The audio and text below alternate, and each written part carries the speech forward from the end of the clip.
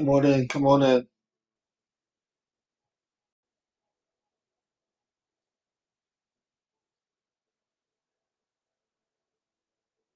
Come on in.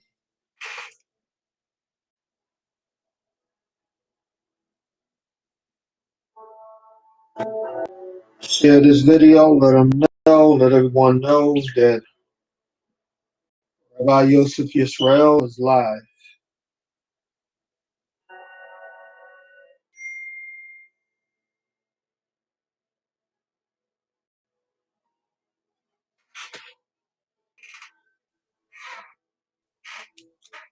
Get him. Hello?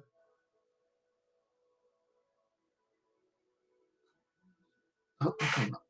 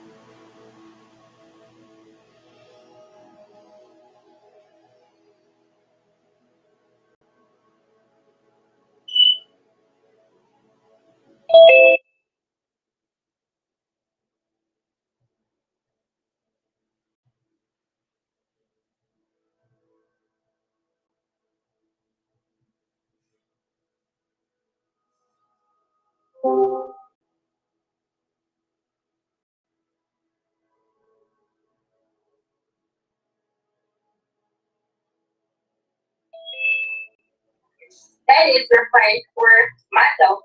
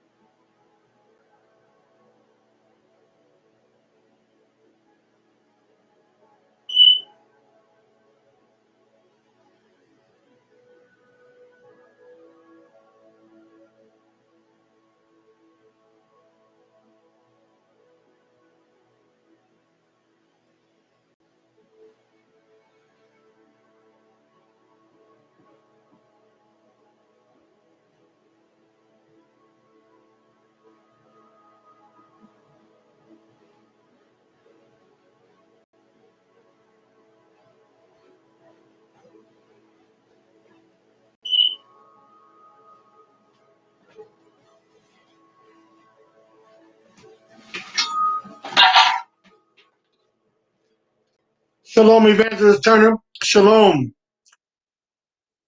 Shalom. So they are actually forcing the I will. Give me a second. Right. Let me get my glass ice. I'll be right with you. Gotta have my glass. Okay.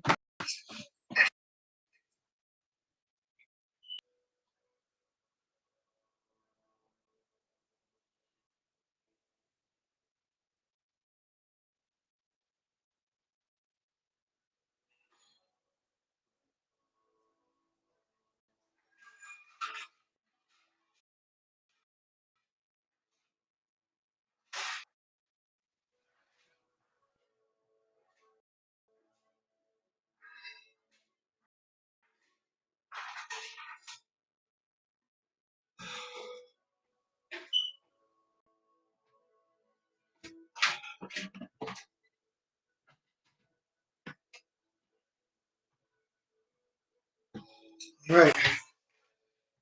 You know, I'm just getting back from Florida.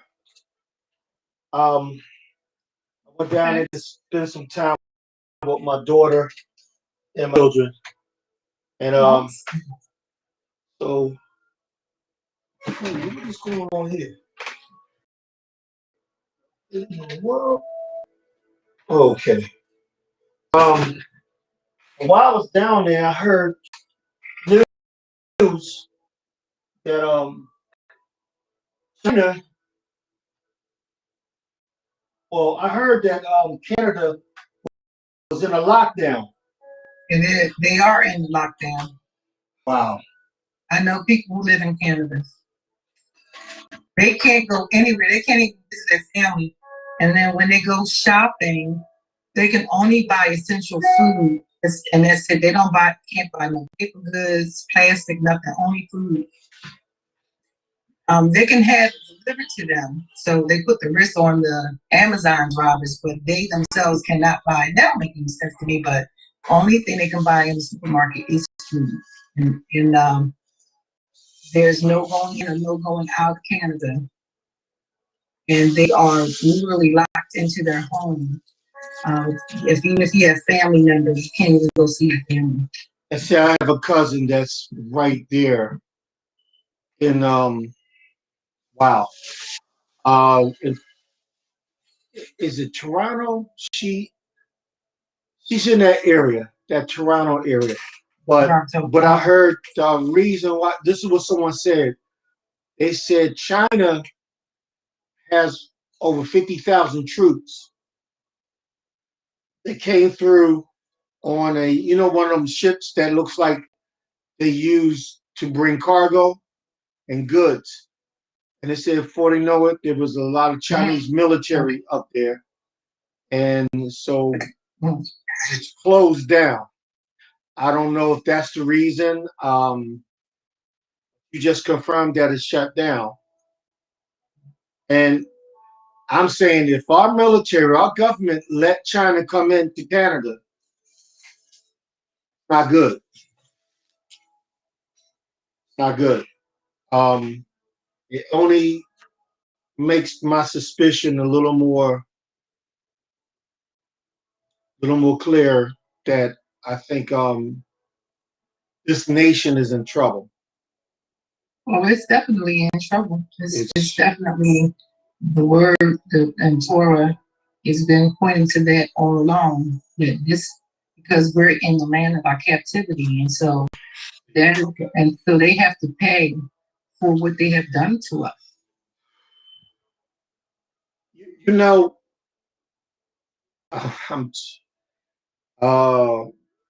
you know what? I'm gonna see if to really tie all this in because I wasn't planning on mentioning this, but I'm gonna go ahead with the flow anyway. I'm gonna say this: if anybody has been paying attention, sis,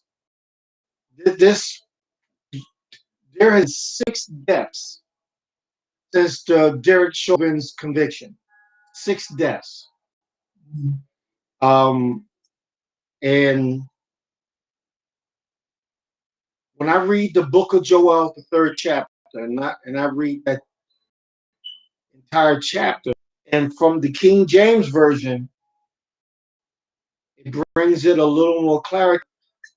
It looks to me they're about to go into captivity. That there's a second slavery coming, whether folk want to try to exegete it or explain it away.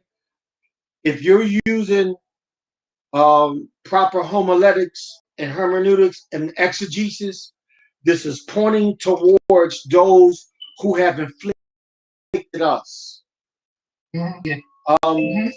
There is no American dream. This has been American nightmare. It has been, yes. And I was sharing with somebody. I'm listening to this worship music, and I praise the Most High for our brothers and sisters those that are serving Yeshua. But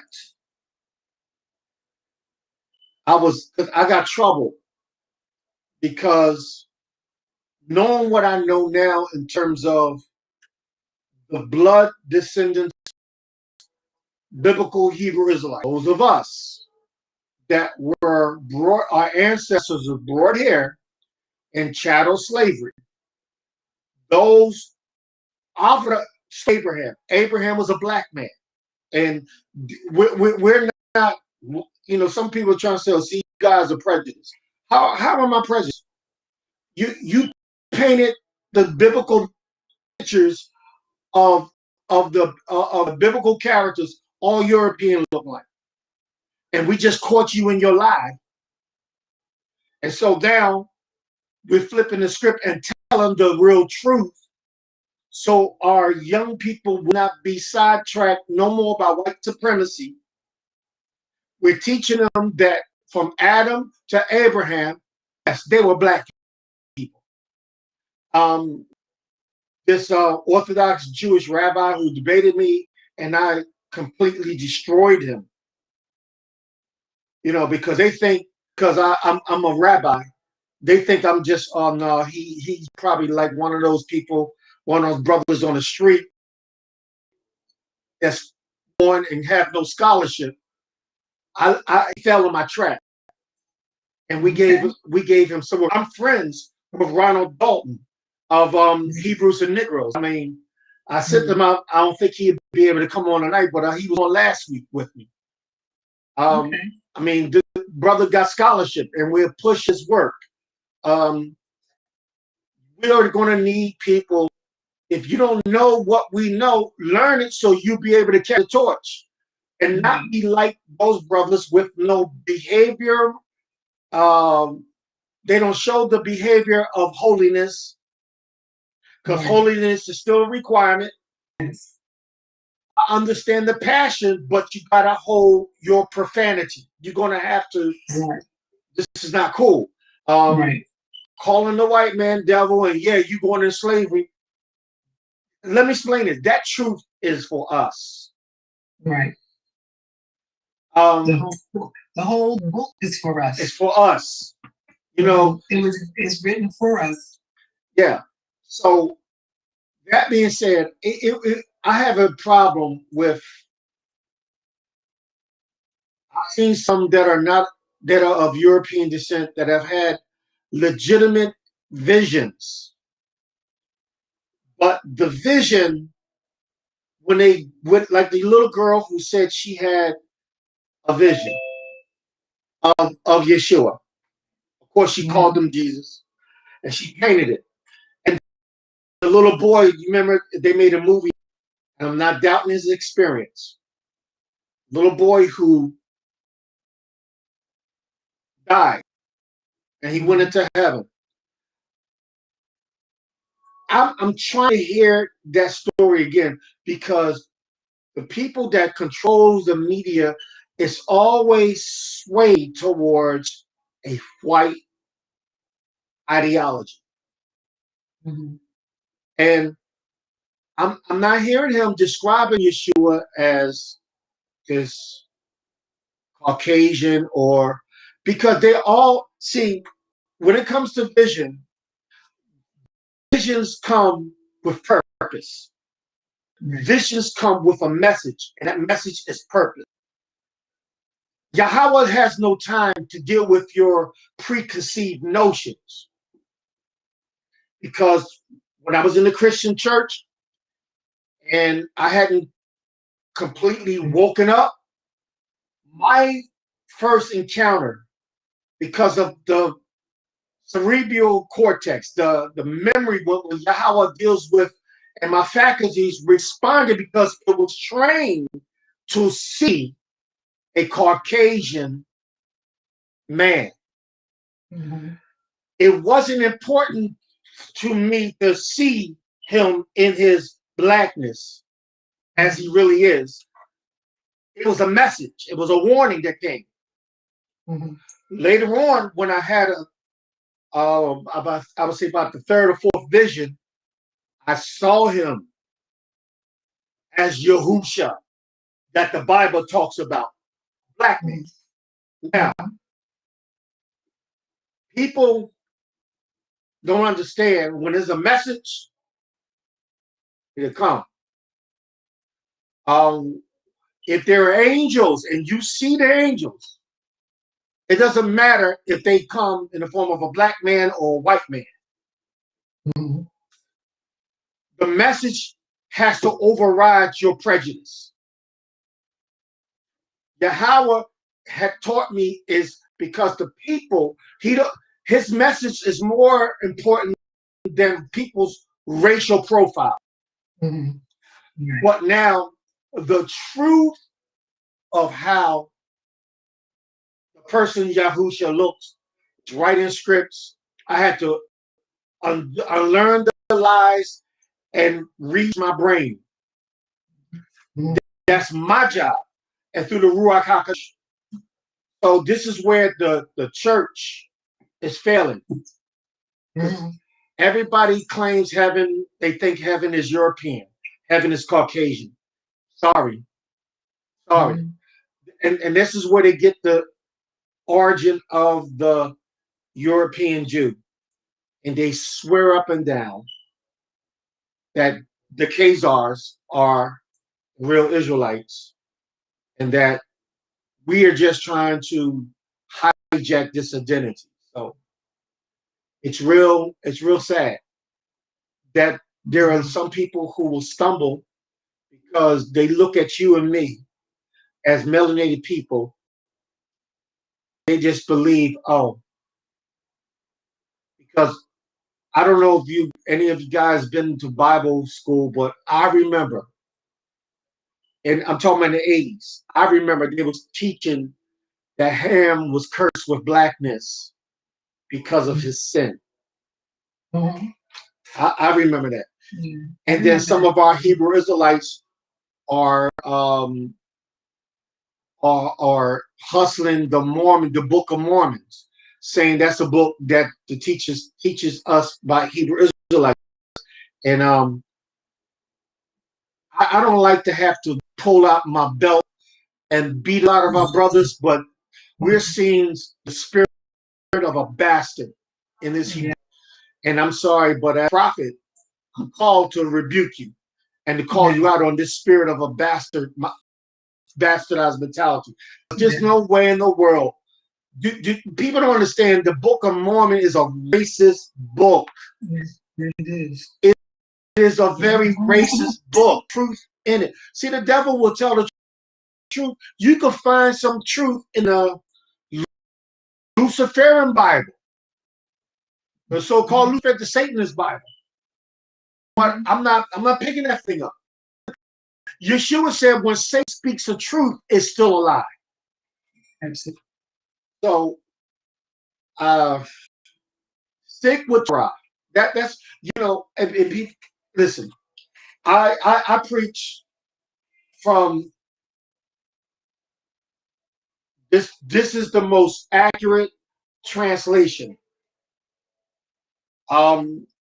He went back and translated right from Masoretic. He looked at the Masoretic Hebrew text. He looked at the Paeonian Hebrew, the Phoenician. He looked at all of those things, and said, okay. Because a lot of people don't even realize that Bereshit, Genesis, is written from the Septuagint Greek. So, what I found was that during captivity, to preserve the Hebraic, they translated it. It's not a transliteration. They translated it from the Hebraic into the Septuagint Greek. And the translators of the Septuagint means 70. It's the word 70 in the Greek. 70 Hebrew scholars to preserve Bereshit. So, not trying to embarrass my brothers, because I'm thinking like I'm so smart because I'm still learning. I'm still a student. I'm still a student. Rabbi Perry, shalom, shalom, shalom alaikum. I'm still a student. I'm still a student. I'm just barely being qualified to teach, and I'm being humble about it. I'm not going to put myself above. That's what I would. But for them, and they're still stuck in Christianity, they want to try to challenge me. That's when I whip out my qualifications and my papers. I'm like, bro, what do you? Well, you know, and I know where they're coming from. That like, Christianity, even within the ministry, is so drunk with power. Our brothers are preaching, and Rabbi Perry, you know, I'm gonna have to call this out for a minute because you know what I'm about to say. They got something Evangelist Turner called apostolic succession, and they said, well, you have to have a line of succession from Peter on down. And I just started laughing. I said, well, if that, and a lot of them discount me. This is when I was in the Christian church.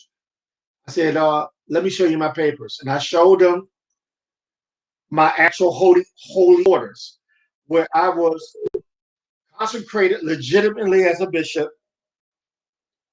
elevated to the rank of Archbishop of the old Holy Roman Catholic Church of England, as well as several organizations here in America. So I had legitimacy in terms of paperwork.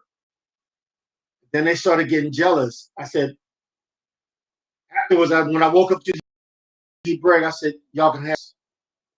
What do you mean? Before anything, I was born a prophet, called to be an apostle. And then many of them, I said, let me ask y'all a question. You that claim you apostles.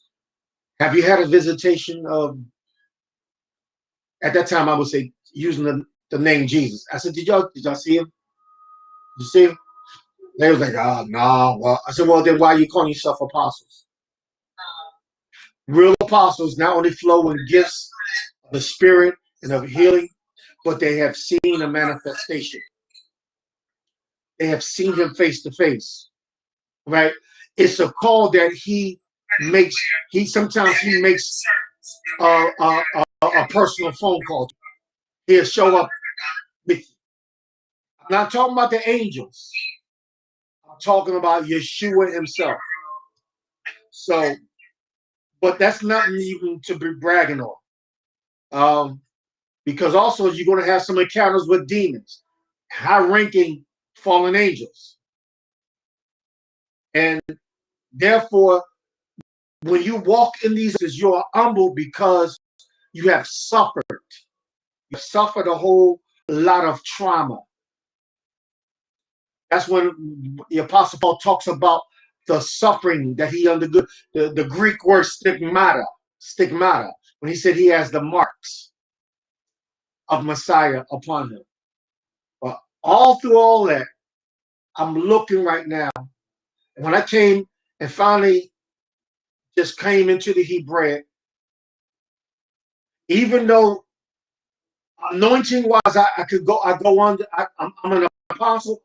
I prefer to just be known as teacher, rabbi. The word rabbi simply means teacher, and I'm finding that many people have a problem with the way I look or the way Rabbi Perry look. They have a problem with it. Where do you get your rabbi-ship? We're looking at them like, are you serious? Oh, y'all just trying to act like the Jews. Time out. We're Hebrew Israelites. We're not like something. Ish. Like something. We're Shemitic. We're blood descendant. We're Shemitic people. And so the world is having a problem with that. And that's not our problem. Our problem is continue to teach the truth. America, your sentence is here. So whether y'all talking about stimulus check, let me tell you something. They owe us 12, I think the late Pastor Stephen Darby said $12 billion or maybe trillion. because our ancestors built this country. They, you know, and didn't pay us one dime yet, and they want to red line us. They want to, you know, slave patrol still beating our people up. They still people, but I'm going to say something tonight, and you know, I pray that you take it for truth and not hate speech. A lot of police officers, the tables are about to turn. I'm not talking about little convictions here, little convictions there. The so-called zombie, oh, that's another thing. The last time I preached at our temple, I took a break. I'm going to return back to our temple this by the grace of the Most High. But the last message I preached was on the zombie apocalypse. And I found it in the scriptures. But it talks about a zombie apocalypse. And what is a zombie? Well, the scripture talks about people will be walking and the flesh melting, eye sockets burned out, tongue cleaving to the root top of their mouth. And it literally described zombieism. They're dead and walking. Another Hebraic word for it, we know of the Nephilim. The Nephilim, and then you got the Rephaim, or the Ananukkis, the walking dead. So there's a lot that as Hebrew Israelites we need to understand that which is coming upon the earth. But to the police departments, we know that you're the slave patrols. We know that something triggers in you when you see a black man, which is a Hebrew Israelite. You automatically reach for your gun. You're aggressive. Our people can't even rent out B&Bs, Airbnbs, or they can't even go to a hotel and take their kids to the pool because you clowns are thinking that they're just from the street or neighborhood and just stealing a swim. It's time that our brothers and sisters come together, stop spending money in America, support one another's businesses. And let's see, and we'll change this country. But this country ain't for the change, because judgment is coming. Judgment is coming. And it's already here. The reason why it hasn't been released fully upon this nation is because we're here. We're here. So we're going to have to prepare for the second biblical Exodus. Right?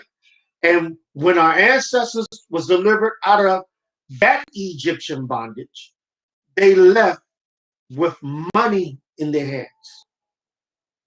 We're not leaving poor. We're not. I'm not talking about some emancipation proclamation when they said, "Okay, slaves, you're free to go." They gave us nothing. They owe it to us. So this stimulus money, please, please, that's not what you owe us. That's not. They don't even touch the amount of money this government owes our people. So we're going to have to get ready with the mindset. Ghana, the nation of Ghana, in 2019, repented openly, and Ghana opened its doors for African Americans to return home, because that's where we were stolen from. I don't know if any of y'all seen the headlines, but my Yah sister, Only Love Austin, Dr. Only Love Austin, she's working with some people in the that's working on this, because they're picking out Beta, I think it's Beta Israel, the black Jew, the one that was in the ones that's in Demona. They're kicking them out after being there for 53 years. Now this Japhetic European government posing as Israel are kicking the true black Jews out. important. But see, this is not being covered in this media in America. I'm not telling y'all what I heard. I've seen the footage. So a lot of stirring is going up. And I'm gonna be quite honest with you. I wouldn't want to personally be there right now, but there's some feel a call to be there. And when judgment hits that place, I believe our people will be protected. But judgment is coming there too. Personally, for me, I have great relationship among the Hebrews in Nigeria. They know who we are. They know that they're the real Jews. But Catholicism have taken such a stronghold. So when I go back to Nigeria, I'm going to have to let them know you have to let go this Roman Catholic mindset. That is not who we are. Return to the laws, commandments, and that's what we want to talk about tonight. I got into a debate today. Of course, I realized that's what I am. I can't help it. I like to throw these hands in these Hebrew streets. I like a good debate. I like them, and I blamed it on Ron Dalton. In fact, I blame it on Ron Dalton and Apostle Kaya Ben Yehuda, who's on here now. Got his government name on here, but I had to change his name to his Hebrew name on here. Um, I like fighting. I like debating. I like debating. I like a good old down. It's not really my people I like to debate. See, my people I'll teach. This is what I tell folks. This is what I tell people. I use the words of the late Dr. John Henry Clark. My equals, I debate. All others I teach. And when a European so-called Christian apologist want to step into my arena, such as James Brown, Christian apologist, Vocab Malone, come on, get this work. Ron Dalton said he would debate you, and I will be joining that debate. Vocab Malone, I want you, bro. I want you. You should have just left us alone. But you go out there with your little camera, you target those brothers who are not necessary with scholarship. They woke up that they're Hebrew Israelites, but they can articulate without answer. So you like European psychologists do. You play mind games. You take bits of behavior and you form a narrative. This is why they're false. Instead of telling the truth, why they're so angry. That they can't add, they don't take the time for an intellectual dialogue or to explain the picture, but they don't give a really good explanation. And I understand that. But see, I've been studying since '84. You don't want to talk to intelligent Black Hebrew Israelites. You don't want to talk to someone like Zion Lex. You don't want to talk to the Divine Prospect. You don't want to talk to Ron Dalton. You definitely don't. I almost said something. You definitely don't want to talk to me because your scholarship has been off of the backs of raping and pillaging our people.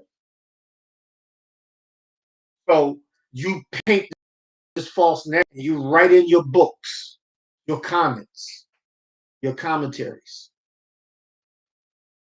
But the Ruach HaKadosh promised that he will wake, that he was going to restore our heritage. our language. The names that he was going to restore back to us. And this is that time. So am I prejudiced? Am I racist? But no, not at all. I mean, if you take a good look at me, look how funny I look. My dad is Taino. He's Puerto Rican. And by the way, they're Hebrews too. So, and my mom is a Black American, Hebrew Israelite, melanated, dark skinned. So I got no racism in me. I hate racist people. I hate, listen to me, I hate those that hate us. I hate white supremacy. And for that matter, I hate Christianity. Christianity supports white supremacy. And this is it's more addictive than cocaine. The whole world has fallen under the spell of this false system. Even when you talk about the laws, statutes, and commandments. As I started off, the white supremacist ideology had to be washed out of my brain. Now, the several times I've had visitations from and Yahusha, my visual cortex perceived them with European features. But my deliverance, with the word therapy, therapeutic comes from that word, which means actually deliverance. So therapy is a progressive word. So that means I had to study, I had to research. And in the revealing of the information, of the revelation of the information, it began to flush my brain from this ideology. Akaya ben Yehuda. Do you remember the phone call when I came into the revelation? I've been knowing Apostle Akaya 1983. When I came into the revelation that he's been an Israelite all along. He's been knowing this. He was trying to tell me, but I was like putting up my Christian apologists. I was the defender, apologetics, school and learn, defending Christendom. When I called you, I've been Yehuda. What is the first thing I said to you when I called you after I came into the revelation? What did I say? You said I screamed. Did I say it? I screamed. Mm-hmm. You said, Apostle Wallace, guess what? We're Hebrews. Turn around and you said, we're Israel. And you said, no more Christmas, no more Halloween, no more something else you said too. But you said quite a few things that day, and I remember my reaction. Though. I just jumped up and began to shout and say, thank God. Finally won. And I'll never forget that. I'll never forget that. I knew that y'all would have to show me because you remind me of me to a certain degree.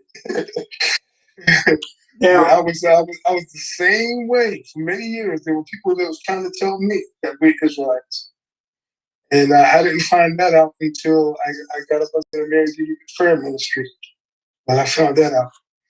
Anyway, but I'm going to get back off here because I'm not leaving. I'm just going to get off. Right. Well. Now, Sister Turner, watch this.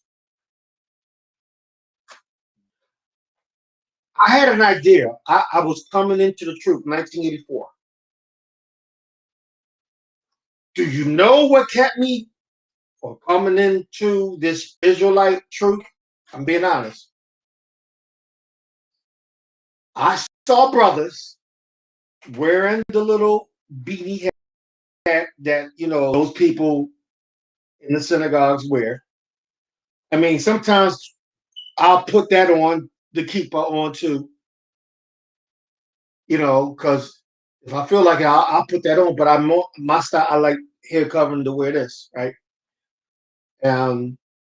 But the reason why I didn't come in, because brothers was coming at my neck saying you ain't safe if you ain't in the Sabbath and all this stuff. But then I'm looking at them, I'm like, wait a minute. And y'all know me by now. You know I'm bold, and I hope I don't get struck or get suspended again off Facebook. I was like, yo, hold, wait.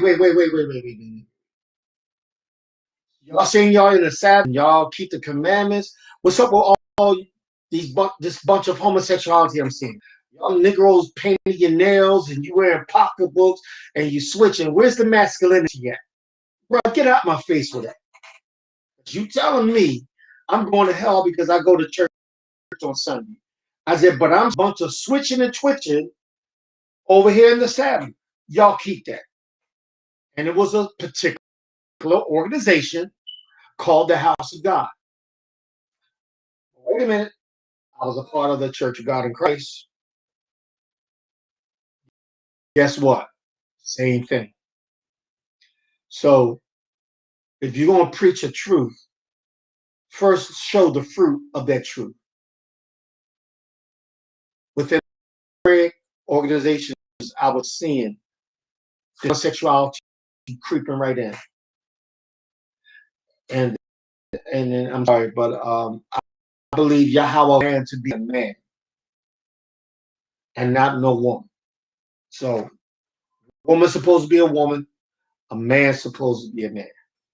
So that being said, I just want to act, the brothers was challenging today, and I want to know, is the law? That's the question that was put, and I want to just answer. How can the law be done away with? With everything that we see in Torah, in the scriptures, and this battle between the New Testament and Old Testament,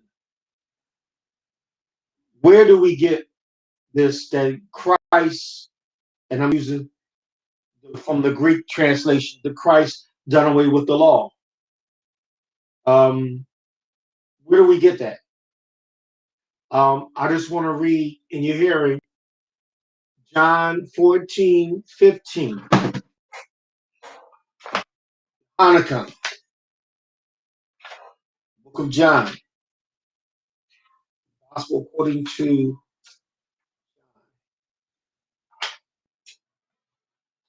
and I'm getting used to reading out of the Sefer, because what I love about the Sefer also, it restores the books that it restores the books that the Council of Nicaea, they took it away. Many of the books. So I appreciate this, but the arrangement of many of these books is like is gotta get used to it, because when you've studied King James for so many years and you've studied all that's in order, you know that even King James admits, a lot of theologians admits that the King James Bible is not in chronological order, and I can see that now. There's an order when it comes to the Sefer translation of the Bible. There is order. And just got to get, the more you read it, the more you'll get involved. So this is why I share with you to get a Sefer Bible. And I've invited some to a debate, to debate me. So I'm tired. I'm really tired of the confusion with translations and the manuscripts. So I'm ready to put some work in on some of these folk when it comes to these translations. So in the Gospel of John, 14, all right.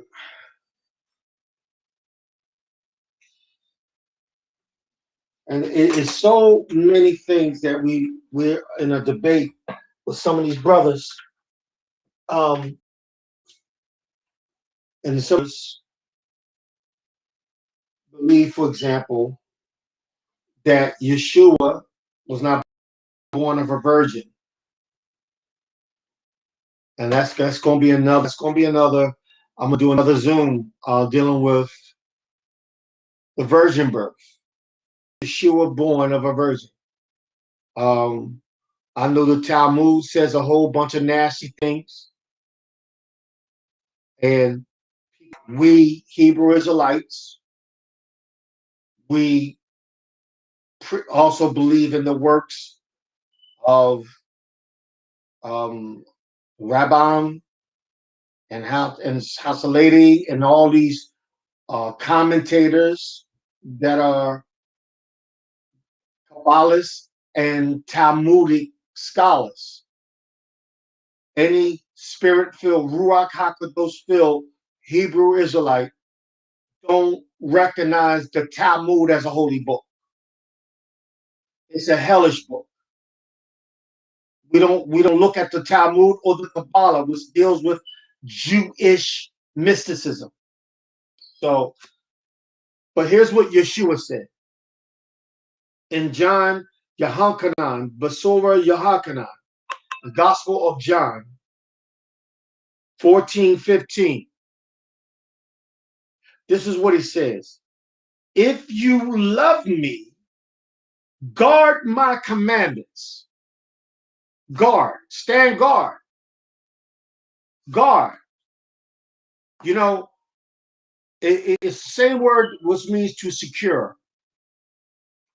When you keep people from coming in and breaking in, you put a security system. You set the alarms that if they try to break in, you got a sensor at each window, at each door. And if those sensors, while the alarm is on, if movement, watch this, if movement takes place, the alarm goes off.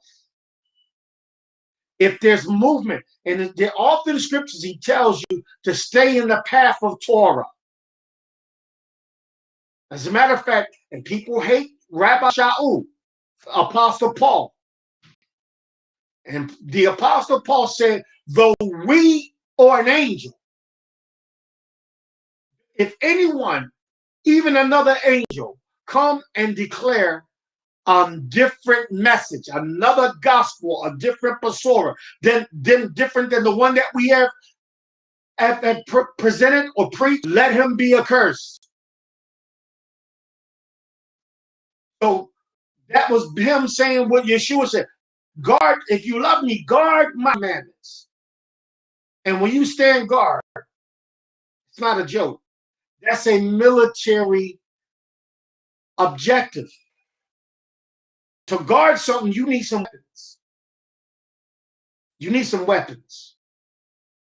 And the scripture said, for the weapons of our warfare are not carnal, but mighty through Yah, through the pulling down of what? Stronghold, casting down imagination, dealing with the mindset, and everything that comes against the knowledge of Yahweh, and bring into captivity every thought to the obedience of Mashiach. Why am I going here? Because you cannot go and say you're defending the Basora and you're discarding the New Testament and saying it's false. But you saying you're a believer, you're a follower of Messiah. No, no. It's just those who have interpreted, preached from, have had their mindset whitewashed. And to get a pure revelation, you're going to have to be unwashed with white supremacy. And this Christological or Christophany or Christianity. Let me just stop trying to use these big words. I want people to hear what I'm saying. Roman Catholicized Christianity. If you are a Christian, you say, but I'm not a Catholic. Yes, you are. If you're following the word, tell me where the word says he changed the Sabbath. I'm just saying. Where is that? He never changed the Sabbath. And some says, well, brother, okay, you believe that Yeshua got up on the grave on a Sunday morning? Listen, I used to be one of them. They used to preach one and the Bible tells me, and then a person gets on the organ. Yes, and still I can hoop it. I still got it in me. Yes. Guess what? 3 days and 3 nights. Fool. How you 3 days and 3 nights? Come on. But Sunday morning, he got up with all power. Okay. He did get up all power. Get up Sunday morning. He got up on Saturday. Shabbat. Okay. He says, guard my commandments. What is the commandments? The commandments of Yah. Now, with all the 613 and for those out there that's ready to debate, we know that the sacrificial commandments, we don't have to, there's no more slaying of a blood of goats. And now Passover wise, to commemorate Passover, I know Apostle Kai Ben Yehuda's laughing at me because I was like, yo, let's get a Passover lamb. And I was saying, let me try my gun out. Let me shoot that son of a gun. And then we can kill him. He's like, no, but he was laughing at me. He said, no, Rabbi, you can't slay him that way. You got to slit his throat. And there's some people but that is Passover. But we are not slitting his throat to forgive us for our sins. Yeshua already paid the price for our salvation. But we are still, as Yisrael, to remember the night he brought us out of Egyptian bondage. He said that was a commemoration. He said he didn't say this will stop. He didn't say this will stop. And this is where the confusion. Now we know that those things that he did and type like the sacrificial lamb without spot or blemish, that was a type. We know that there's type and antitypes. Okay, we know. In other words, what we teach in school and we in seminary is typology. We know things that are types, but then there are some things that are not types. So that comes with discernment. Okay, so this is not discernment right here. This is speech. If you love me, keep my commandments. Do what I said to do. What is the first commandment? He said, I am Elohim. Thou shalt have no other Elohims before me. He tells you what you to do. 6 days you work. The 7th day is rest, Sabbath. We are to keep all of his. There are dietary laws and statutes. And let's tell the truth. I'm the first one to say it, if we would have been keeping his laws, statutes, and commandments in terms of the dietary law, Satan, yes, he fights us with these GMOs and this. But if we would have just listened, we're going to eat organic, drink organic. We're going to fight. In other words, COVID was an attack against your immune system. Okay? And if we would have just, the laws would have protected us. The laws of scriptures would have protected us. We wouldn't have, many of us who've gotten ill wouldn't have been succumbing to this. But okay, we survived because of his law, statutes, and commandments. Some of my beloved people believe that we're going to get vaccinated. I'm not doing it.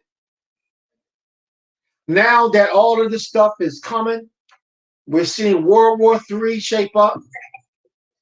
Let me put some. I'm all over the place, but I'm trying to get somewhere.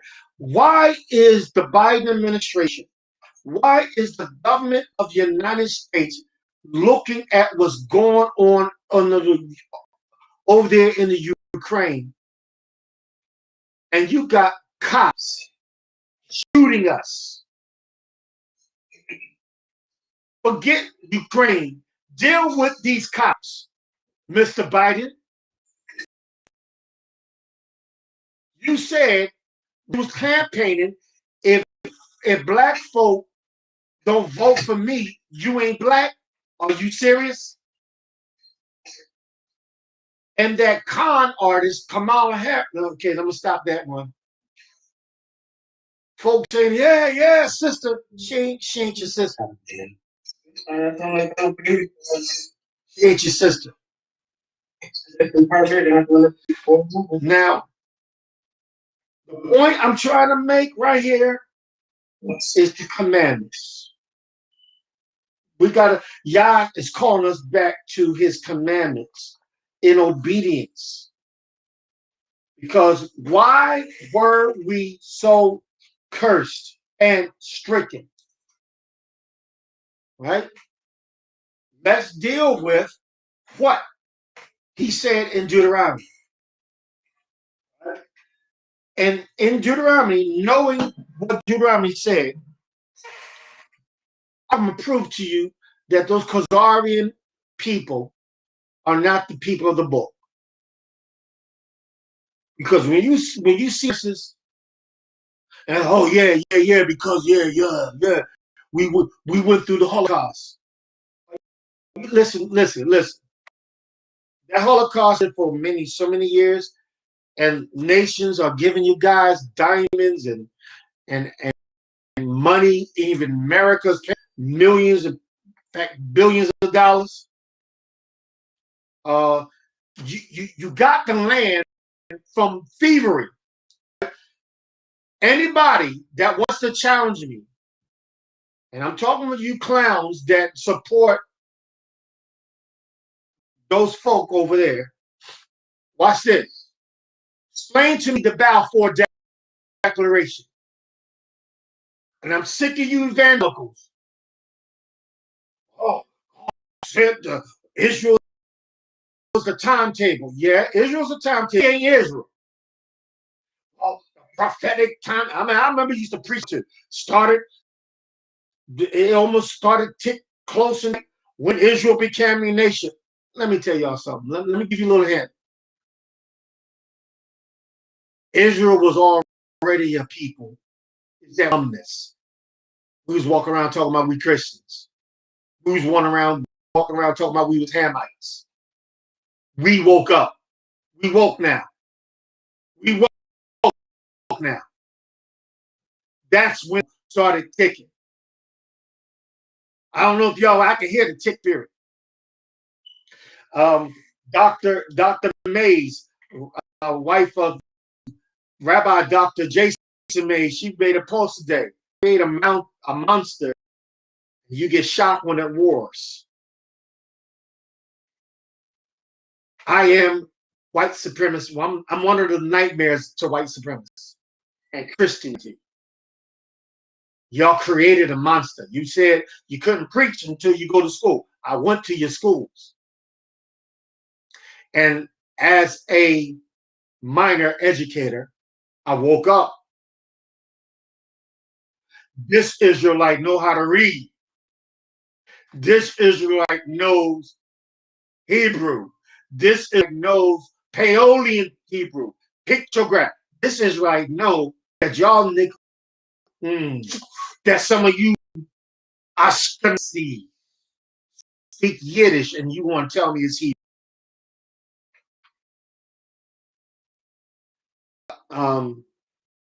Explain to me how y'all say, oh, the Holocaust, the Holocaust, the Holocaust, the Holocaust.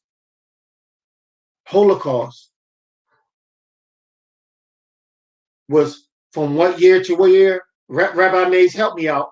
How many years was the Holocaust? Everybody is kissing their back. And they put these little Gentiles over there. And King Abdel Nasser told y'all in 1952, we would never accept you guys. And the Israeli parliament was like, what did we do to you? He said, I'm going to tell you what the problem is. He said, you left hair black and came back white. Everybody know who you are, and they know who you're not. I mean, how many years was the Holocaust? It was between 1941 and 1945. And when?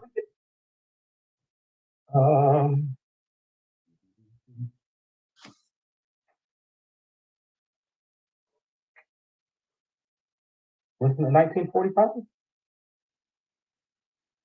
1946. 1946. That's when it ended. Okay.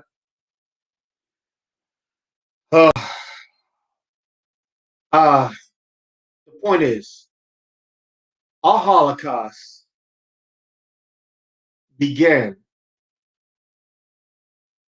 when our ancestors broke the law, statutes, and commandments in AD 70.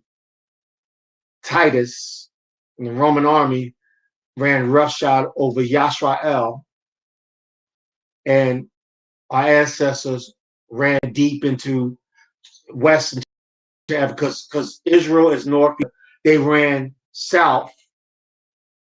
Some of them in South Africa, some of them in Ghana. Majority was Ghana, and Hamites got jealous because a descendant of David, his name was King David II.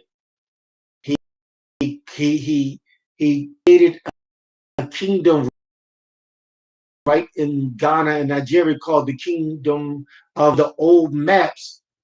Rabbi Mays, guess what's on the old maps? Negro land. Ah, man. Yes, sir. Negro land. Right? And the Hamite, as well as Portugal, Arabs, the Muslims kicked the slave trade off. The Muslims. Okay? And you joined with Spain, Roman Catholicism, the blessings of the Queen of England. And then the Americans, the bastard people from England, came. The blessings of the Pope, as well as the Queen of England. They came to the shores, and they came and snatched our ancestors, Ghana, point of no return, right? And guess what? The Rothschild money funded the transatlantic slave trade. It was Rothschild money that owned the plantation of America, as well as the Caribbean. They funded this. This is facts. Why do you keep talking about this? Because the Bible, because I need y'all to understand, when Yahweh begins to pay back these nations for what they did to us, he said in the book of Joel, he said, I'm going to gather my people and I'm going to deal with you nations. I'm going to plead with you. Why did you deal with my people like that? You have answers, and it's not going to be accepted. They have read Deuteronomy 28, and they did what they did because they knew we were cursed. We was cursed off our Yah. When they came to look, it is written, when they came to look for our people, they because they couldn't tell a Hamite from a Shemite. Now, what does that tell you? Hamites, we know, black folk. Deep melanin, dark-skinned black folk. Some of them so black that, you couldn't tell a Hamite from a Shemite. So you know what they would say? Drop your trousers. And I'm telling the truth. Let me see your penis. Because Hamites wasn't getting circumcised. The only way they can tell a Hamite from a Shemite because they're circumcised. Yes. So they sold us. They snatched us up. Our Holocaust. They was buck breaking, raping our men, our boys on that ship. Some on over the ship. In so much that sharks will begin to follow each slave ship because they knew a meal was coming. How many of our ancestors as Hebrews died in the Atlantic Ocean? You wonder why every certain season the ocean stir up. How is it that hurricanes form from where the slaves was taken from and follow the same path as those slave ships?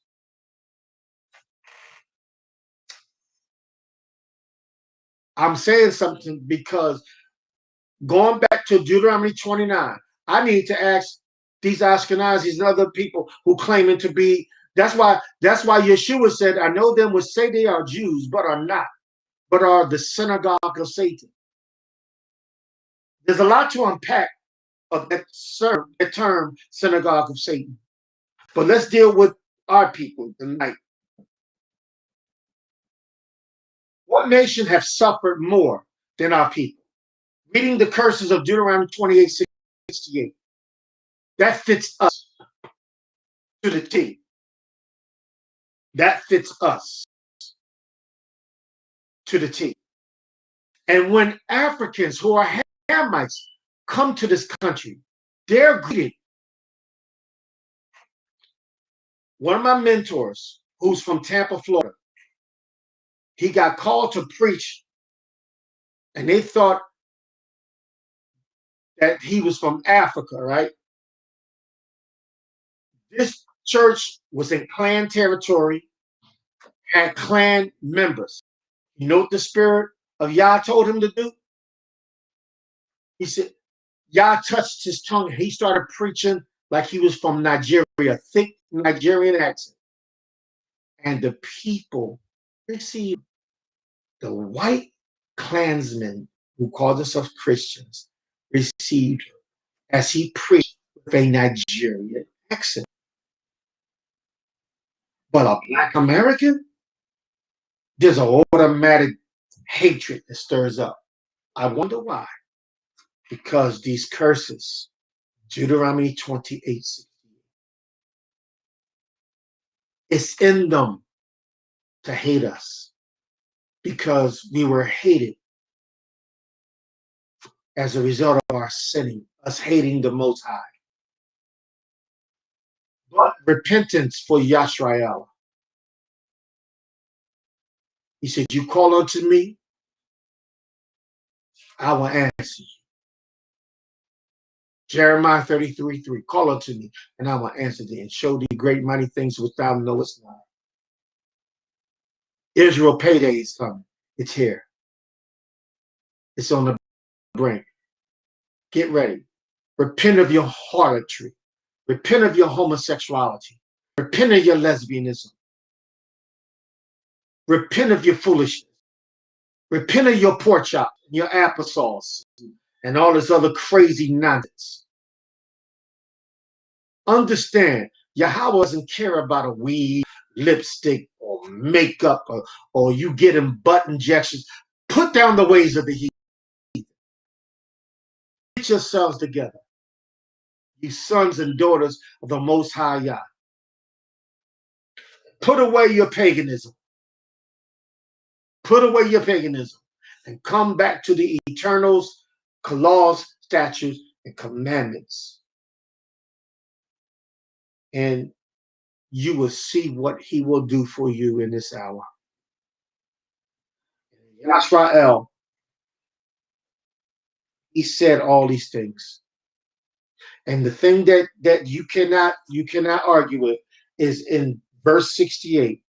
And Yahuwah shall bring you into Mitzrayim again with ships. I'm feeling the power of Ruach shifting me. I'm going to prove to you tonight. King James says, and Yeshua Yahuwah is going to bring you back into Egypt, New Egypt. He said with ships. What nation was carried away into an Egypt by the way of ships? First of all, let me tell you something about America. America was founded upon the principles of Osiris.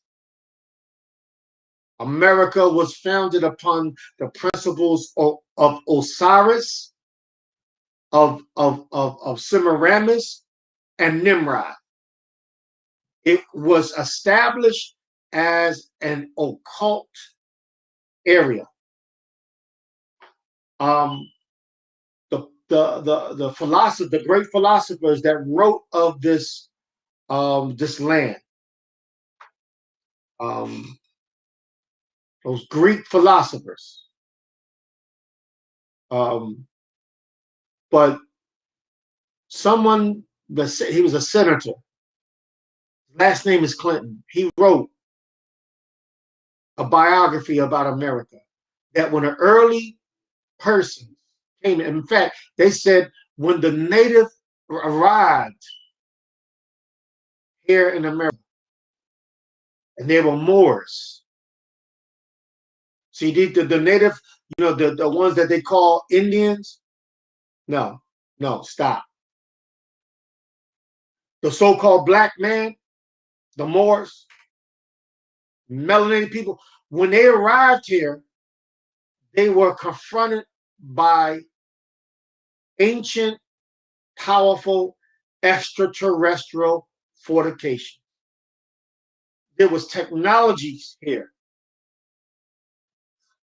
So the ancient philosophers that were into the occult prophesied of the Western Hemisphere, the great Western Hemisphere. Socrates and Plato, they talked about the great hemisphere, Western Hemisphere, that was set out for an entire land where the occult would be a practice. And when they got here, they talked about being confronted by white, tall, giant fallen angels, Nephilims. America, even the word itself, democracy. Democracy is a demonic term. It's a view for the occult. This is why you see certain structures around, especially Washington, D.C. Washington, D.C., there are some areas that are there that is totally, the city itself has a chamber underneath. The belly of Washington, D.C. is the center of New Babylon. There are crypts there where they said George Washington was buried. He was to be, they believed he was to be resurrected in the power of Osiris. So where they got him buried, a lot of occultic meaning. Now, I shouldn't go here, but I'm going to say it. I used to be a 32nd degree Mason, Prince Hall Mason. Got my paperwork to prove it. Anybody ever want to challenge me, I got the proof. I got facts. Black Masons, however, are not privileged to this information. That's why when you tell a Black Mason, especially a Prince Hall Mason, y'all into Satanism, they'll tell you you're foolish. Because the oaths that we took, there's no Satanism in it. But because I was born a prophet, and I was called, and also I'm a researcher. You got to be, if you're going to stand into one of the office of the teachers, you're going to have to be a researcher. So I researched this thing, the formation of Masonry, which began in London, England, the Lodge of England. And what I found out is that George Washington was a member of the Lodge of England. But when those 13 bloodline families, I'm going to say something, they were connected for the establishing America as an occult-driven nation to the power of Osiris and Semiramis. What they did is they told George Washington, you got to leave England's, and we're creating American brand masonry, but it's going to the left leg of the pyramid to establish an altar to Osiris. So when George Washington, he renounced the Lodge of England, he started in the Grand Lodge of Boston and the Lodge of Pennsylvania. Well, guess what happened? There was a Black soldier, Prince Hall, who wanted to join the Masons.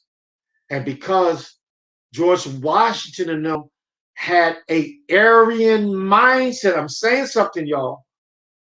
They had an Aryan mindset, the Aryan race mindset. They said, no Black person, to us, you will always be, excuse me what I'm about to say, a nigger. And you can't, no niggas can be Masons. Because the moment you become a Mason, we got to recognize that oath you take as a Mason and as a brother. Let me tell y'all something. That oath is,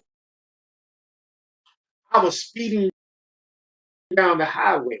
A cop pulled alongside me.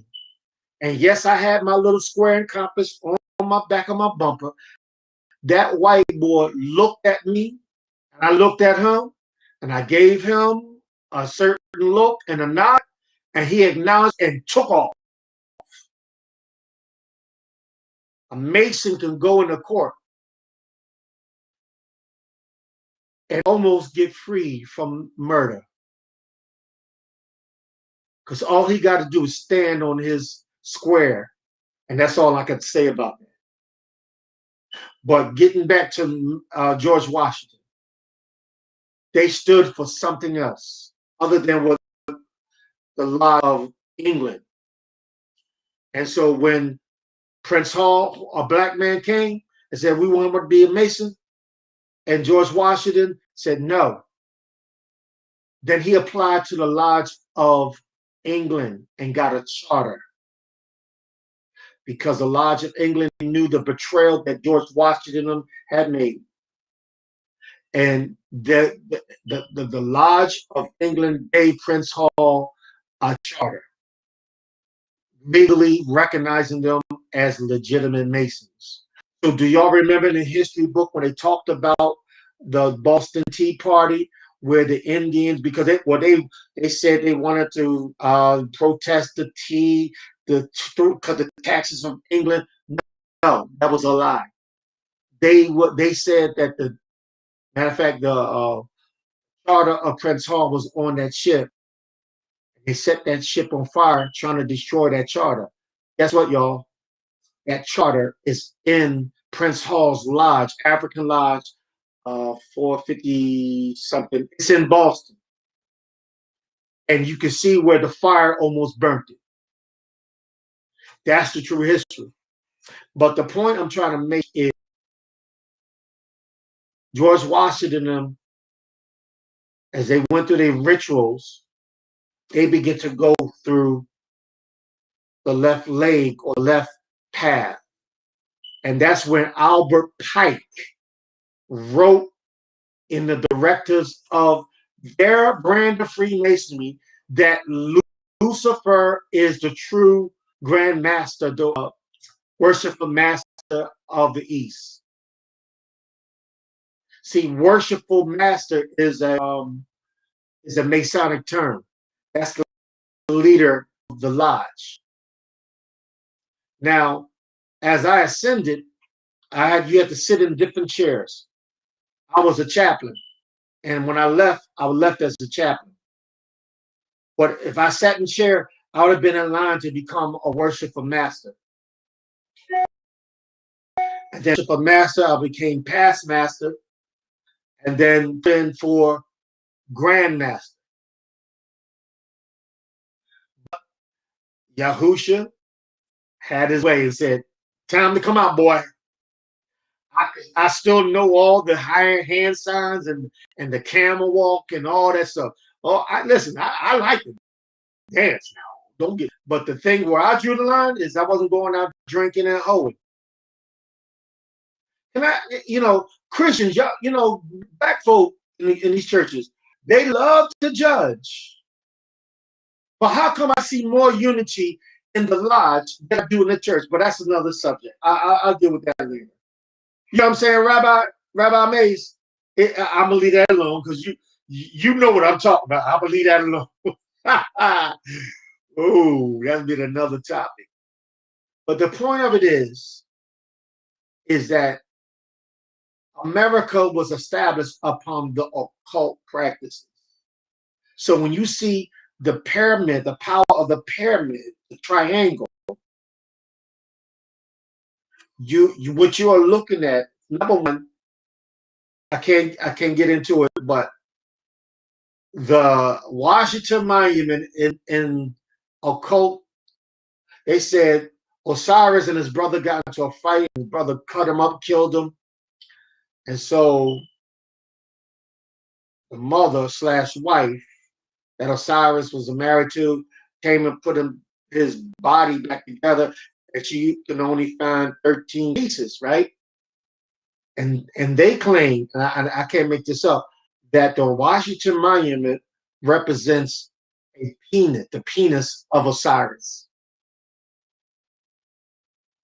And then when you look, every architect at the top of the buildings is a pyramid. All through America, even Atlanta. And what they're doing they have opened up portals for perversion to come in. And so the point of it is the perversion and the bloodshed and the abduction. How many Hebrew children was killed and their body parts sold? Let me give y'all one more piece of sobering information, and I'm going to open this panel up for questions and discussion. There is a black market ring for human trafficking. And Ashkenazi rabbi was busted here in South Jersey. They found body parts, black young men and women, body parts in his refrigerator in his basement.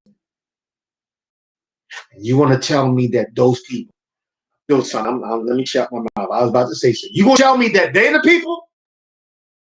Mm-mm. And when Pastor Stephen Darby was trumpeting this truth, I believe they killed him. I believe they killed him. And I'm going to drop another bomb. Y'all believe that Saddam Hussein and who was the other one that they said was responsible for 9/11? What was his name? Osama bin Laden. Let me tell y'all something. Osama bin Laden did not have anything to do with 9/11. I'm gonna say one term. What's their name? What's the Israeli military? They like the CIA. Yeah, they did it. Mossad. Mossad was responsible. They were there lining that building with military-grade explosives. Weeks before 9/11, they seen vans going in and out. And I'm going to tell you, they did it. Because as soon as it happened, Yahweh took me in the spirit and showed me these men working in an elevator shafts. And I didn't know what I was seeing. Until this sister by the name of Linda something, she came out with it. They tried to lock her up. She was at a case of the CIA to Osama bin Laden and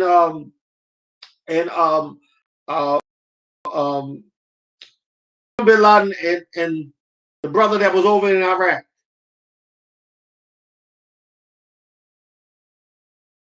What Iraq soon went to war with Iraq. I'm like, what did they got to do with 9/11? It was a joke. It was a joke. I'll tell you what has happened. If you were, when Daniel began to pray,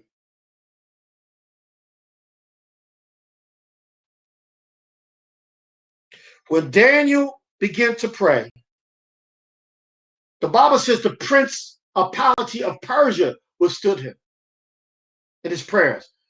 The angel came, and the angel said, I would have answered your prayer, but the prince of Persia, king of Persia.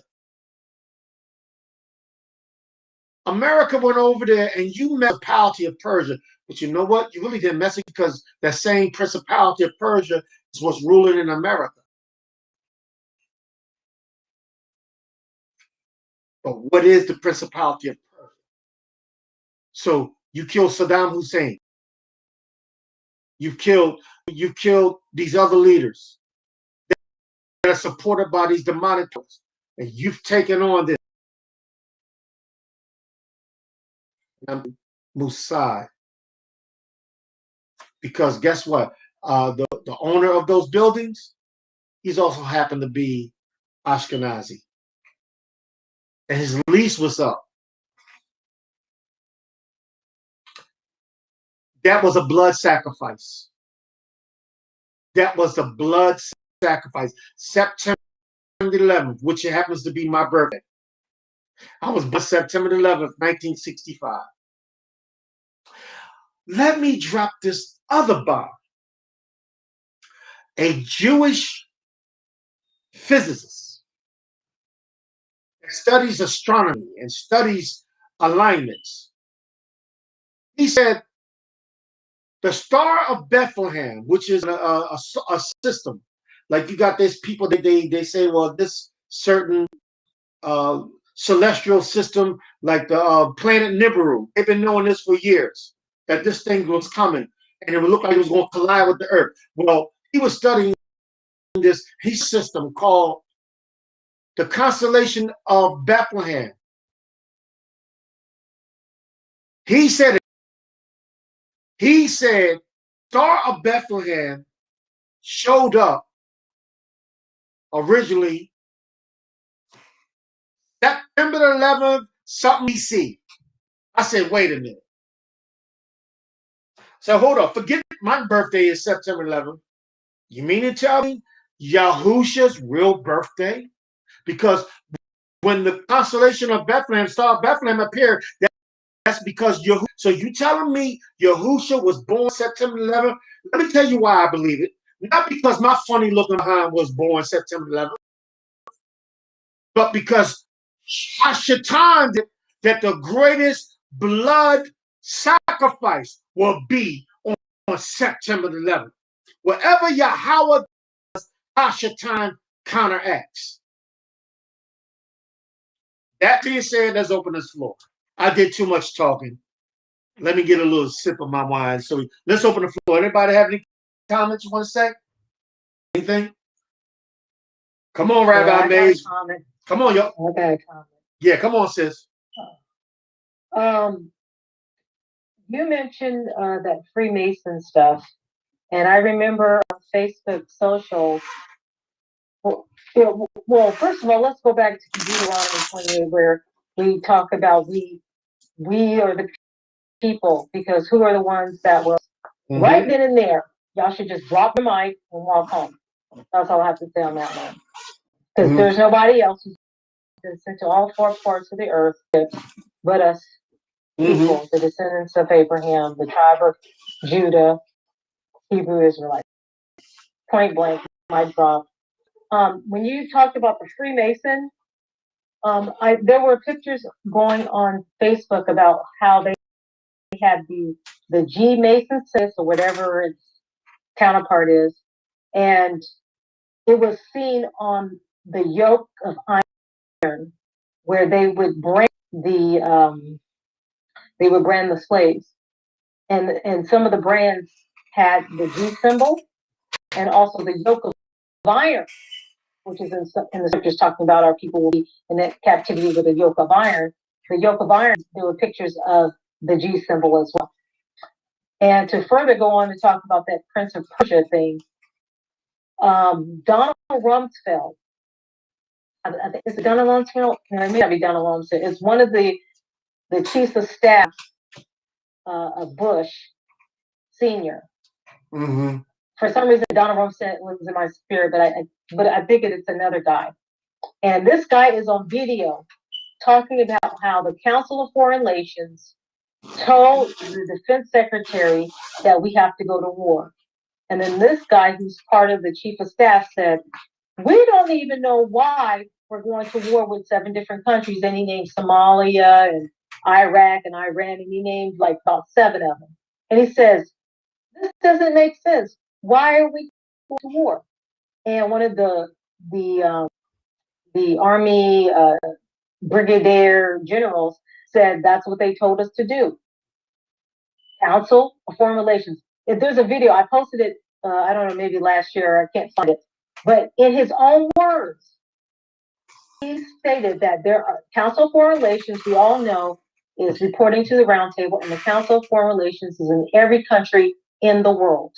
And they set policy, they said what is being taught in school, they said everything there is to know.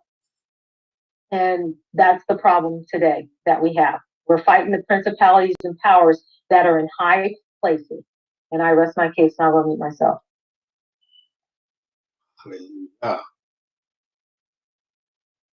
Anyone else want to share? That's actually correct. Now, I'm gonna have to go back. Sister, send me that link, the information, because I didn't see it on Facebook. I have to check that out because I don't know. I didn't see the Freemason G in regards to the slavery. I'm not sure. It's false. I'm not saying it's true. I want to see that because it wouldn't surprise me nonetheless. It was because the influence that, like, I'm gonna share this all through the South. Masonry is more stronger. Them brothers don't play. I mean, them brothers do not play, and you are recognized, but for a different reason. So, anybody have anything else they want to share?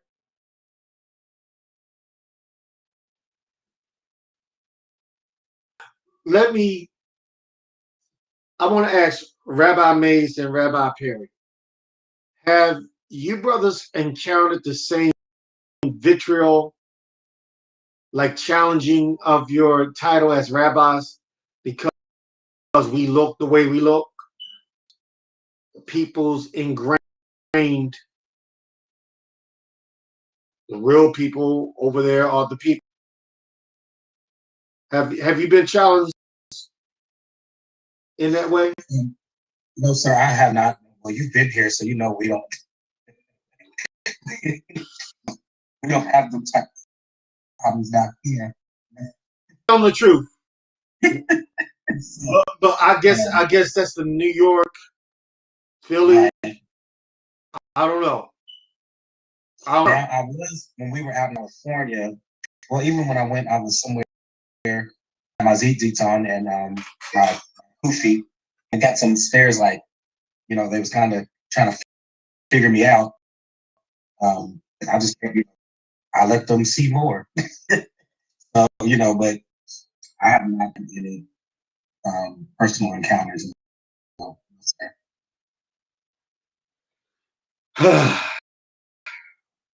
well,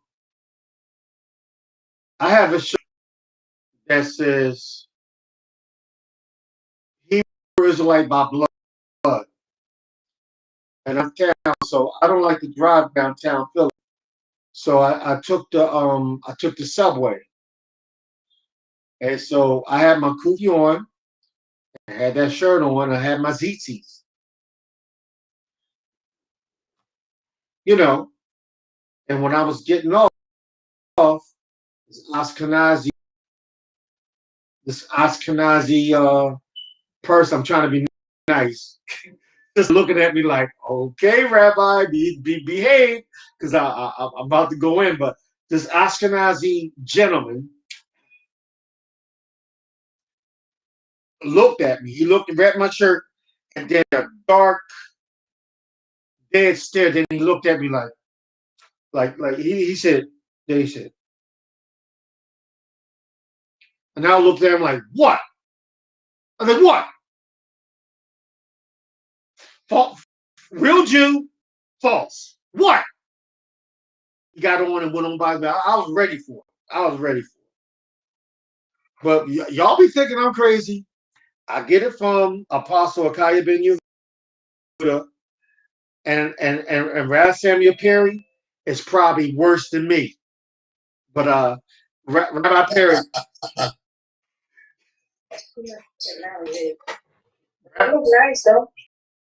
Rabbi Perry be throwing in these Hebrew streets, trust me. But have you had to put some folk in place? Like, what are you doing with that title, Rabbi, and what you doing all that stuff on? Have you ever had to deal with that? Yes. You know, my understanding is to be expected. Because when you have people who are faking it and people pretending, they'll come to you as if you don't know what you're talking about. Like I said, I was in New Jersey one day, and you know, it was these, you know, Caucasian people speaking Hebrew. They saw, you know, my kippah, on my ZZ, and all of that. And so they were saying something, I start speaking back, and their eyes got big.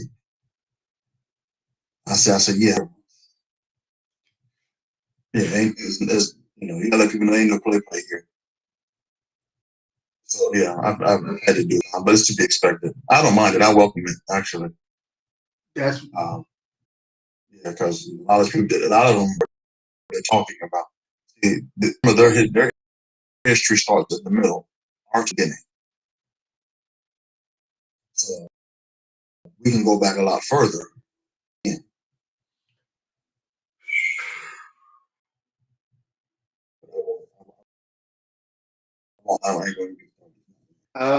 You know what? Because I'm in the mood for it. Okay, let's go. Let's go.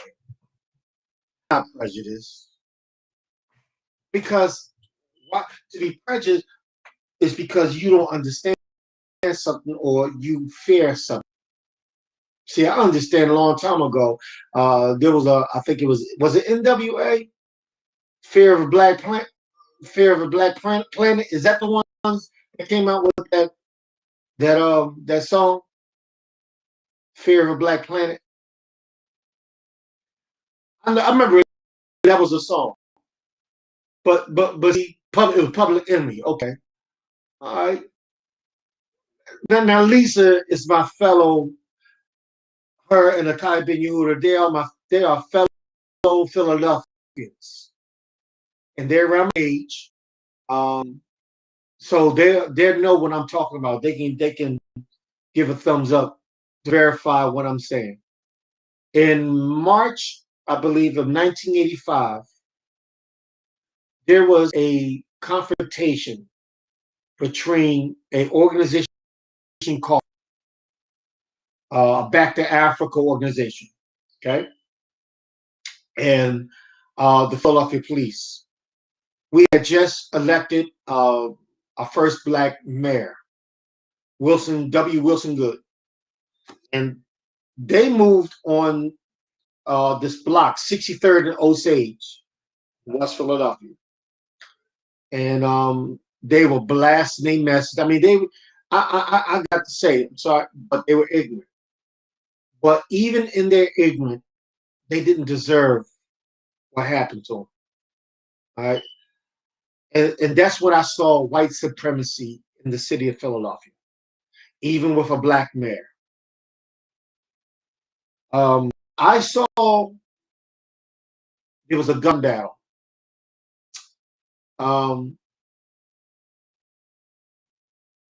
They were shooting at, they had built a bunker on the top house. They were shooting. And one of the female adults, the cops shot at the female, unarmed female, and kids, ran them back in the house.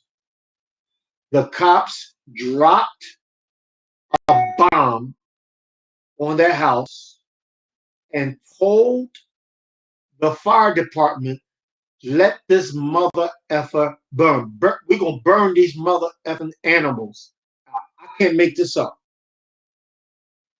2 whole city blocks burned in West Philadelphia where we was born. In Philadelphia, born and raised. Yes, Philadelphia. We watched 2 city blocks.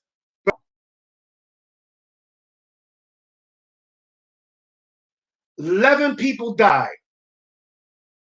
Body went to jail. Now, if that ain't white supremacy. And guess what Rabbi Mays, somebody wrote a song, and I don't know how they knew this was going to happen, but the song went like this. The roof is on fire. We don't need no water. Burn. But this same time this action took place, city of brotherly love. You can't blame this one on Frank Rizzo. It happened on a Black mayor's watch. So look YouTube. It is still, I will never forget that as long as I live. So people talk about planes building in New York City. And they talk about, oh, how awful. Yeah, I remember that too. I saw those buildings go down. I remember the month later, I went up to New York because I had to preach in Brooklyn. So we went up, coming from Philly, we had to go up through Manhattan. And I can smell the stench of burning flesh still in the atmosphere. A month later in New York. So yes, that was bad. But ooh, almost said something. I darn it. What about what happened in West Philadelphia? That was a nobody went to jail. Nobody. And I guess you know what I'm talking about when that happened. Okay. Yeah, I'm from Philly, and yes, I was eyewitness to all of it. It was horrible for them to do that. And when they dropped the bomb, they literally told the fire department to not to put the fire out. And it was publicized. It was on the news, and we were watching that happen, watching people burn to death. That was absolutely horrible. See, And I mean, and the people, although they may have been, protecting themselves and so on, but they were peaceful people. I mean, I remember talking to them and the children. The children played just like any other children, and you had the opportunity to talk with them, and they were very peaceful. They weren't militant. They were just protecting themselves because they were coming after them like they were animals. So of course you want to protect yourself. you know what? You're right. Because they set up, they set up, they took somebody's house and they was just under heavy surveillance. Well, guess what, y'all? I don't know if it happened under Mr. Trump's regime, but the Hebrew Israelite, they claim we are number one.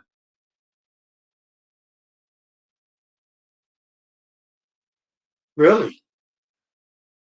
So some of our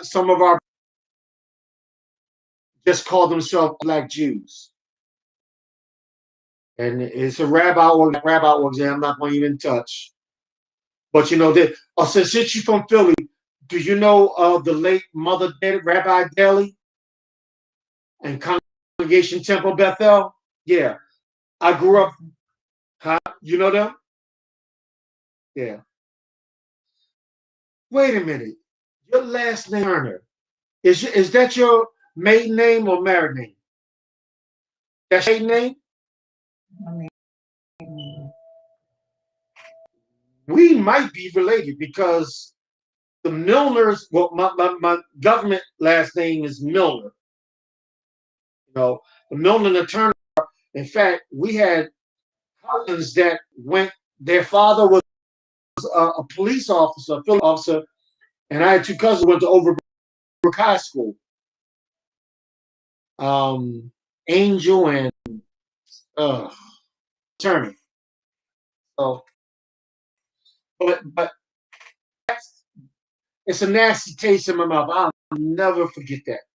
I'll never forget that. How our people just constantly, and now the Hebrew Israelites are called as extremists. And they had a rabbinical conversation with all these black rabbis. Of course, none of them was Messianic. Of course, I wasn't invited, but I guess because I'm not known. Most of them were brothers from New York. There's no rabbis from Philly, it was just New York. The brother, Michelle Obama's cousin, Rabbi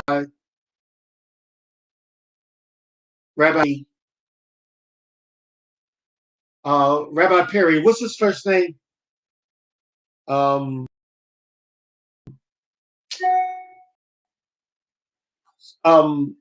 Obama's cousin, Rabbi Fournier. And I can't think of his name, but he's Chicago. He's the head of the BlackJews.org, and they have a coalition board of Israelite rabbis. Um, Rabbi Fournier, then there's Rabbi Yehuda, and all them brothers from they basically from New York, and they're no joke. But you don't see that. Well, they have that edgy side to them because some of them brothers, like when white Jews try to talk down to them, they went right back at them. Like, no, you won't do this. So they have a connection to Israel and some of its cabinet members. The Prime Minister Netanyahu, he's a Philadelphian. A lot of people don't know that. He grew up in Philadelphia. He went to Cheltenham High School. Netanyahu, Benjamin Netanyahu. So they dealt with this when the Hebrew Israelite had a confrontation with those Trump supporters in the Capitol House, and they try to blow it all on CNN and Fox News. How disrespectful! But our brothers was calling them out here, white devils, you rapists, and but wait a minute. But CNN and Fox News don't go after these feminists. What you say? Is your government last? Yes, yes, it is. We know each other. I was married to Apostle Ventura Spearman. My last name used to be Spearman. He used to come to visit us in my home in Logan. Wow. Okay. Wow. Okay. Ah. See. Look at that. Look at that. Look at that. And notice, y'all, she said some nice things about me. Some folks just say that Milner just. Well, my mother knew something. She named me. My first name was Greek. Ambrose is Greek. My middle name is Joseph, and so my middle name is Hebrew. It's Joseph. And of course, I'm leaving my last, and I'm legally changing it to take the name of Yisrael because I'm an Israelite. So that being said, what we have witnessed in this country, I'll never get it out of my system. And I begin to see the judgment that's coming upon these people, the spirits of suicide. Okay, well, Sister Turner, I used to be a train operator with SEPTA. And 11th, 2011, a young man jumped in front of my train because he broke up with his girlfriend. And he ended his life. He jumped right in front of me. And my train was doing 70 miles per hour. I ran a high speed line. I was the last trainer that night and lit him up. I did 9 months to a year. I was out of work. I stayed because of the stress. And when I came back, I was driving the Broad Street subway. I was doing an express. I was coming in the North Broad station, North Philly station. And this guy was standing at the edge of the platform. And I mean, everything in my body, I'm like, oh, no, not again. But he stepped back. But 2019, I left the profession. I said, that's it. Because judgment is here for. I'm seeing a lot And so these police officers, there's a warning. Many of y'all, many police departments will start suffering loss because people are just going to start opening fire and shooting these policemen. The spirit of vengeance is in the land. So, Sister Turner, could you explain? Could you share with everybody that how Canada is shut down? And Sister Rogers, you and her, just share about. I'll have to step away for a minute, but share that. You mind sharing that again, Sister Turner? For sure. In Canada, because of the that nation is shutting down. It is literally they are not able to go out to visit one another for the home. When you do go out to purchase, you can only purchase what they call essential food. You cannot purchase like toilet paper, anything plastic, anything, just food items. So there's a shutdown of the government. You can't go in Canada, nor can you come out. So I do know people that are personally in their home, and of course they're like we think because this is something that's usual. That's something that they government have control of them like that. So they just kind of live with it. But that is what's going on right now because of it. That's what we were talking about prior to everyone else coming on. That is what's going on over there. That's really because I have a friend whose friends moved to Canada. They're from Canada and they moved back. And then the person, he's like a business owner, he was like, he's leaving. They just got through selling their house, moved to Canada, and when they got there, they said, I'm done with this. They're trying to move to the Caribbean. They're just like, I'm done with all this nonsense that is happening. And so that what you're saying kind of confirms why they, all of a sudden, it's only been a couple of months and now they're saying, I'm just leaving. I can't deal with Canada. And they're from Canada. So that's really interesting that you're confirming that. That's crazy.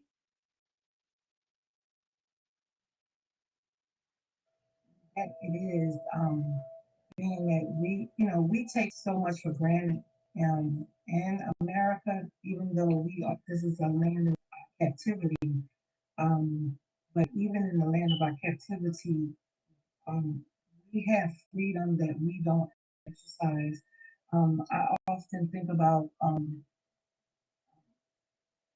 just being segregated and how when we were segregated, that was like when we were the wealthiest, like Wall Street and so on. And it was always God's intention for us to keep separate from the humanistic society. And so really it was in our interest to segregate because we would have been the wealthiest in this land because we have money and we are wealthy. It's just that we are being awakened and knowledgeable of who we really are, that we can bond together once again and be united forth front because if we really did bond together in our financial, we would be recognized. We would be nothing. We would down America if we would have come together as one. Yeah, because it's really weird to believe the statistic, like, oh, we're only 14% in America, but then, we are against a dollar's asset. I said, something's not jiving here. This, for me, how's 14% going to be trillions of dollars. You don't want to let us go. And now businesses are kind of, we're trying to flourish. And then what's happening is they're trying to buy up the Black businesses. That's one of the things that I've been noticing. People are like, buy Black, but then you have listings that say, this company bought this Black business. So here's all the companies that are being bought out, because of the success. So it's kind of crazy. Yeah, that's another thing. I don't know. They're now talking about Asian hate. What about when the Asians were showing hatred to people? And still do. They don't revere us at all. They call us animals. They don't even see us as human. And then two, just wanted to say, okay,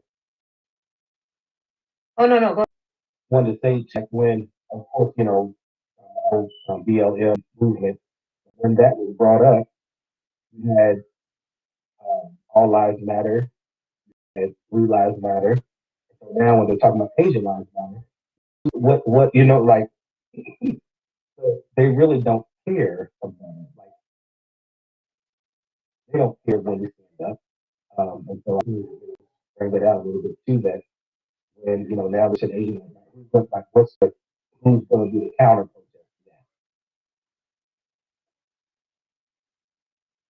that? I mean, that's a good point that you made, because there's this comedian, he's Nigerian, his name is Godfrey, and he was making commentary about how, he was calling them, who are these tap dancing cream of wheat Negroes? I was like, oh no, he did not.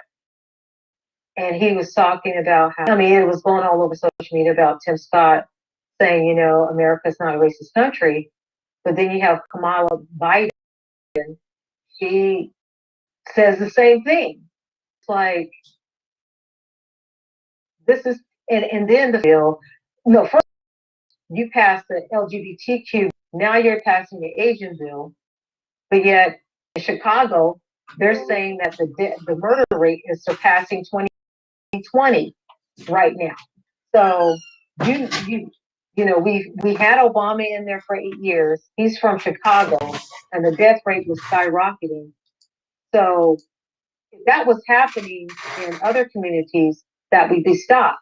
Just like this opiate crisis thing. The crack cocaine crisis was created by the government, but now you allow iniquity to abound.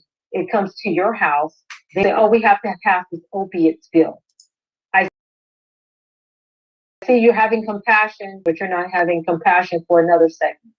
So, when you show preference, Yah is not happy or not pleased with that. And so that inequity is going to come back to bite you. And Yah is with that.